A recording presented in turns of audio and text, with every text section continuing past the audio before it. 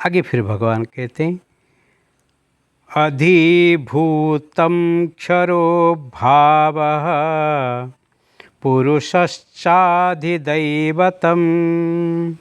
अधियज्ञोऽहमोऽत्र देहे देहभृताम्बरम्। अधिभूतं क्षरभावः पुरुषश्च अधिदैवतम् अधियज्ञ अहम एव अत्र देहे देहभृताम्बर। सुंदर बात है। क्षर भाव उत्पत्ति विनाश धर्म वाले सब पदार्थ अधिभूतम है। और हिरण्मय पुरुष, जिसको शास्त्र में सूत्रात्मा हिरण्यगर्भ प्रजापति ब्रह्मा इत्यादि नाम से कहा है, अधिदैव है। और देहधारियों में श्रेष्ठ अर्जुन, इस शरीर में मैं वासुदेव ही विष्णु रूप से अधियज्ञ हूँ।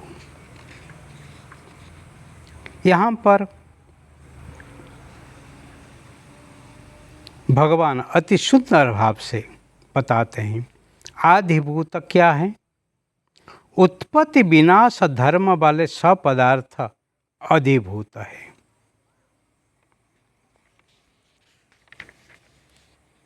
कि सब तत्व से ही, पंच तत्व से ही जो वस्तु बना है वो निश्चित विनाश होने वाला है।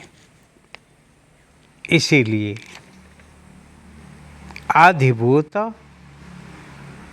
उत्पत्ति और विनाश धर्मी है। और जो अधिदैव है, जो परमात्मा कण कण में विराजमान है, जो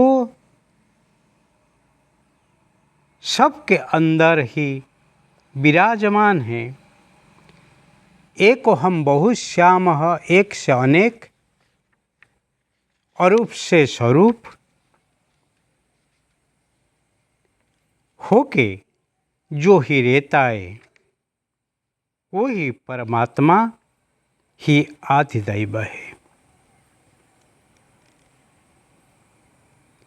और देहधारियों में श्रेष्ठ अर्जुन, तो जान, इसी शरीर में मैं वासुदेव रूप में, विष्णु रूप में अधियज्ञ हूँ। हमारा शरीर में जो ही अखंड यज्ञ चलता है, वो ही अखंड यज्ञ का ही मुख्य आधार है। यज्ञ पुरुष हैं, वो ही परमात्मा है, वो ही आपके जीवन है। आपके जीवन हो तो सब कुछ चलता है, और आपका जीवन शरीर से छूट जाएगा तो फिर कुछ नहीं हो पाएगा। शरीर वहाँ पर पड़ जाएगा, विघटित हो जाएगा, नाश हो जाएगा। इसीलिए अधियज्ञ रूप में मैं हूँ, मैं वासुदेव हूँ, मैं विष्णु रूप हूँ। विशते चर अचरेषु यह सह विष्णु। जो दरेक के अंदर जो ही प्रवेश किए हैं, जिसके लिए सब कुछ अस्तित्व में है, जो अस्तित्व में रखते हैं, वो ही विष्णु रूप है। इसीलिए यहाँ पर परमात्मा अपने को ही अधियज्ञ विष्णु स्वरूप, विष्णु रूप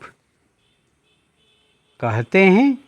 और उसको अर्जुन को कहते हैं, अर्जुन तुम श्रेष्ठ हो, तुम ही जान सकते हो।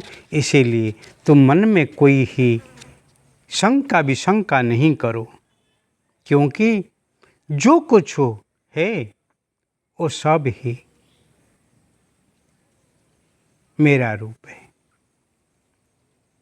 मैं ही सब में हूँ, सब करता हूँ